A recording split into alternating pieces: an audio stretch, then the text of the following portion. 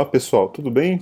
Bem-vindo ao canal, bem-vindo a essa nova série, e nela a gente vai descobrir aqui como construir uma REST API com Node.js. Então, sem muitas delongas, vamos lá. O que exatamente é uma REST API? O que de fato é feito uma REST API? E o que a gente tem que ter em mente enquanto a gente constrói uma API?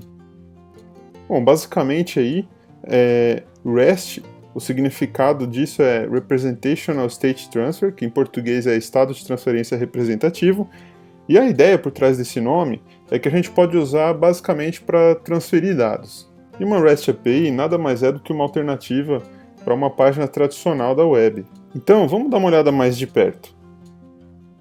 O que é um método tradicional de uma página web? Então, nós obviamente temos aqui o cliente, né, que é a máquina que a gente acessa para a web, e a gente tem do outro lado aqui o servidor.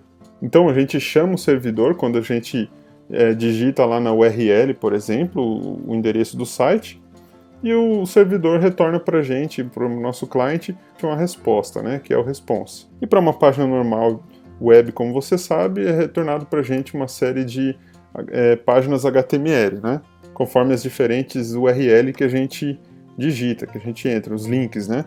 Então a gente tem a página inicial, página de pedidos, página de produtos, ou algo do tipo, né? Isso é basicamente o padrão que é ótimo para sites tradicionais, né? Igual a gente usa aí, por exemplo, o Angular para esse tipo de tecnologia, né?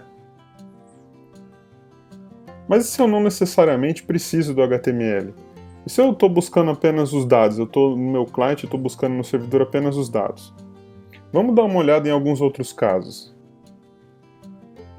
Então aqui a gente ainda tem o nosso servidor, né?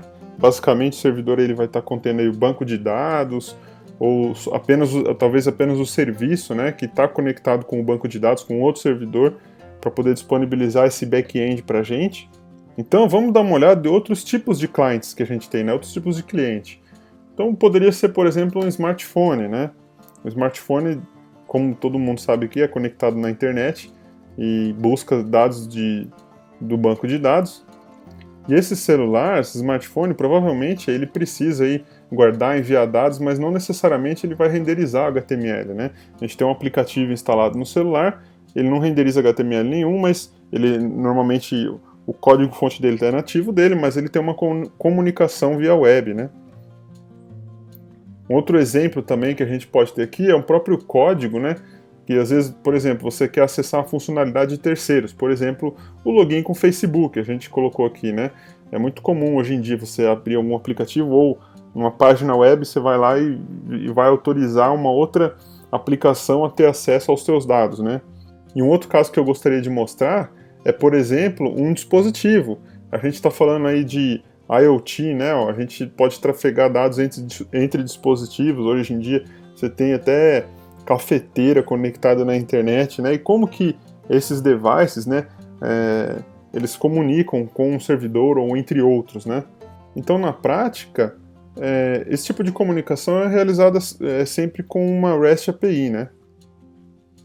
A nossa REST API, ela não se preocupa com o cliente que está acessando ela. O back-end dela não tem controle de estado. Então, a gente tem aqui o nosso cliente, né? E a gente também tem o nosso servidor REST, que é basicamente um servidor comum, que ele possui as suas rotas, as suas URLs, as quais nós chamamos também de endpoints, mas que são simples URLs, né, que a gente acessa como um servidor comum. Então a gente poderia ter esses endpoints, por exemplo. Basicamente são essas URLs que são suportadas pelo nosso servidor REST, por exemplo. E cada uma dessas URLs, né, esses endpoints, ele poderia ter alguns verbos HTTP, por exemplo, que é o get, o post, e também o delete, né? A gente poderia remover registro, por exemplo, através de uma dessas rotas. E também aqui, por exemplo, no nosso produto, a gente poderia ter um get, um post e também um patch, né? O patch a gente pode utilizar aí normalmente para atualizar um dado, que também é um verbo do HTTP. E para os pedidos também, talvez apenas um get, por exemplo. E aí do nosso cliente, né, a gente pode enviar uma requisição para o servidor, por exemplo, que é o caso do post, posso estar fazendo um post aqui, a requisição a gente chama de request, e a gente pode também obter um response, né? Então a gente toda a chamada que a gente faz do client para o servidor, a gente tem um request e tem um response, que é a requisição e o retorno, a resposta aí do servidor. Como, por exemplo, no caso que você pode ter um aplicativo, né, um celular, seja no Android ou no iOS, independente da linguagem que a sua aplicação tem, você pode se comunicar com a API, você tem um mecanismo aí de request e response via HTTP. Então, basicamente, essa é a ideia sobre uma REST API. Então, a gente tem um client, a gente tem um servidor, a gente tem as URLs, a gente tem os verbos que a gente chama para poder trabalhar com a nossa requisição e resposta, né? Mas na prática, tudo que a gente faz são trocar dados, né? A gente está enviando dados e recebendo dados. Então, se a gente dá uma olhada aqui, por exemplo, a gente tem o mais comum aqui, basicamente, a gente está enviando JSON e recebendo JSON, mas embora isso seja o mais comum, não necessariamente é uma regra, né? Então a gente tem outros formatos, por exemplo, qual eu já trabalhei bastante também com o XML, por exemplo. A gente tem aqui o URL Encoded, que é basicamente a query string, que a gente pode colocar direto na URL, ou Form Data também, quando você, por exemplo, quer enviar uma imagem, e por aí vai, né? Então, basicamente, a única coisa que não faz muito sentido você enviar numa REST API é o próprio código HTML, não, né? Porque é basicamente isso. O objetivo aí da REST API é justamente transferir apenas dados, né? Existem vários formatos de dados. Então, no mundo aí da teoria, né, da API, a gente tem algumas restrições aí que a gente pode dizer que a gente está transformando uma simples API numa REST API. Então, isso aqui é bastante teórico, tá, pessoal? Pode ficar um pouco confuso agora, mas na prática a gente vai estar desenvolvendo aí os vídeos aí para poder criar a nossa API. Então, a nossa primeira restrição, né, é que a REST API ela usa uma arquitetura de cliente-servidor que basicamente a gente separa a interface de usuário, que ela não é importante para a API. Então, basicamente, a gente tem aqui de um lado o back-end, que é a nossa REST API, e o back-end é onde a gente vai consultar dados no servidor, de banco de dados, fazer a regra de negócio e retornar as informações para o nosso front-end. E o front-end é a aplicação que vai consumir a nossa API, né, que é basicamente aí a interface de usuário em si. Outra característica da REST API é que ela é o tal do stateless, né? Ela não usa sessão, ou seja, a gente não guarda nenhum contexto que é exclusivo do cliente no servidor. A REST API ela não se importa com o cliente que está conectado nela. Ela não se importa se está sendo acessado aí por uma simples página ou por um aplicativo, né, por um celular, um smartphone. Não existe assim uma regra lógica que cria uma dependência aí entre a minha API e o meu front-end. Eles são independentes.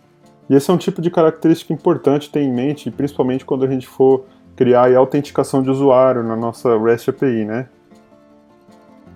Outra característica é a respeito do cache, né, na REST API.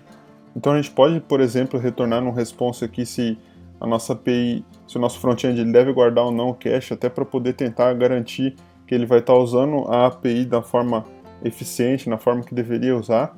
Uma outra característica sobre a REST API é que ela pode ser construída em sistema de camadas, não necessariamente precisa, mas assim, por exemplo, a gente pode utilizar servidores intermediários que pode ser utilizado sem que o nosso cliente saiba. Por exemplo, eu já tenho caso que eu construí uma API que vai e consome um serviço no outro servidor, um Python, por exemplo. Eu estou construindo com Node, ele consome um outro serviço em back-end, eu posso até dar uma resposta para o front-end, mas eu posso continuar rodando alguma coisa por trás dos panos, né, vamos dizer assim, pode ficar rodando, então a gente pode criar um sistema de camadas, né, dentro da nossa API. Na REST API a gente também tem aqui uma interface uniforme. O que isso significa? Que aqui eu até coloquei aqui, ó, recursos são identificados na requisição. Os dados que a gente está transferindo para a nossa API ou vice-versa, né, que a gente está retornando, não necessariamente ele é uma representação direta, por exemplo, do nosso esquema do banco de dados, né? Então ele é desacoplado. Então, o que significa isso? A nossa rota ali, o nosso get, por exemplo, produtos, aquilo é considerado já como um recurso, né? Então, o que a gente está definindo nas nossas rotas são os nossos recursos da nossa API. Então, aí uma requisição get barra produtos. Eu estou fazendo uma chamada para um recurso de produtos. Uma outra coisa muito interessante também, eu coloquei aqui, ó, mensagens autodescritivas com links para recursos posteriores. O que isso significa? Então, por exemplo, eu chamo lá um recurso produtos. um get barra produtos. O que ele vai fazer? Ele vai me retornar uma lista de produtos. E eu não quero retornar só uma lista de produtos.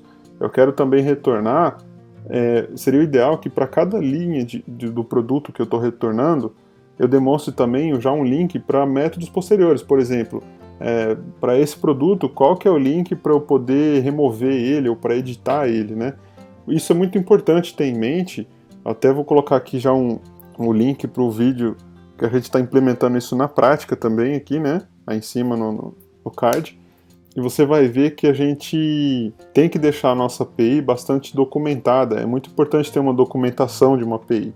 E não apenas uma documentação formal, algum documento só para explicar a nossa API, mas também ela por si só ela tem que ser autodocumentada. Então é muito importante ter essa boa prática, que a nossa API vai retornar as informações de certa forma que o desenvolvedor que está construindo a aplicação que vai consumir a nossa API, ele tenha uma facilidade para se comunicar. Porque se a gente não der essa documentação, se a gente não fornecer isso, não tem como trabalhar com a nossa API. Porque a nossa API é só dado que a gente está retornando. Não é igual ao HTML, que você tem lá a imagem, o link certinho, o sistema de navegação de uma interface de usuário.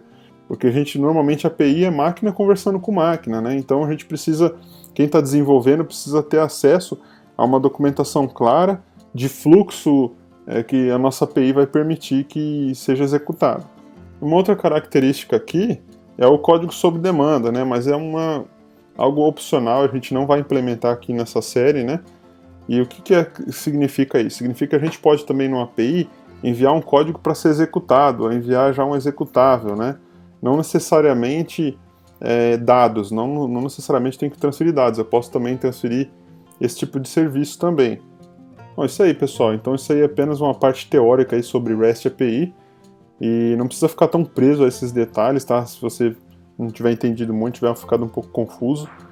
Mas aí a gente vai dar continuidade nessa sequência aí, construindo na prática mesmo uma API. Então a gente vai bem mais além do que apenas esses detalhes teóricos, né? E é isso aí, boa sorte, espero que você tenha gostado e vamos que vamos.